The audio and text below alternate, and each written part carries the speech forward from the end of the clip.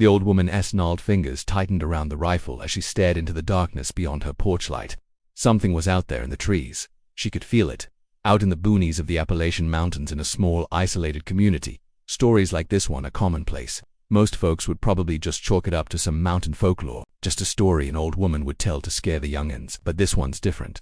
This one's real. See, this old woman, she had every right to be scared. For the last few days, she and her neighbors had been hearing strange noises out in the woods. At first, they'd just brushed it off as some wild animals. But then the sounds got closer, too close.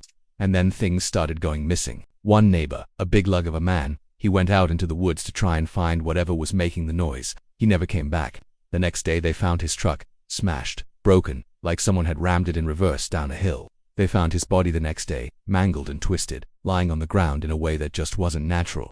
That's when the fear started to set in, a fear of the unknown, of something that not only could walk on two legs, but was intelligent, angry and apparently strong enough to flip over a 2-ton truck. Whatever it wasn't human. That much was clear. The old woman knew this, knew because she'd seen it before, or at least she thought she did. She'd seen its kind before. When she was young, she used to hear stories from the old-timers about evil witches that could turn into wolves, stalk their prey and drink their blood.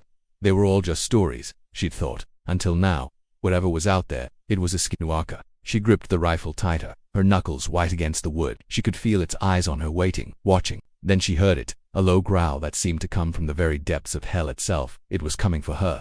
She took a deep breath, trying to steady her hand, trying to get a bead on the creature. Out of the corner of her eye, she saw it. A dark, hulking shape shifted in the trees, and she fired. The bullet whizzed past, breaking the silence of the night. The creature didn't move. It just stood there in the darkness, watching her.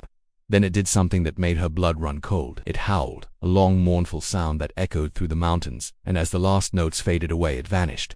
She sat there for a long time, the rifle still clutched in her hands, until the first rays of sunlight peeked over the horizon. Then she went inside, locked the doors and boarded up the windows, waiting for the sun to rise. She knew whatever was out there would be gone by morning, but she also knew it would be back.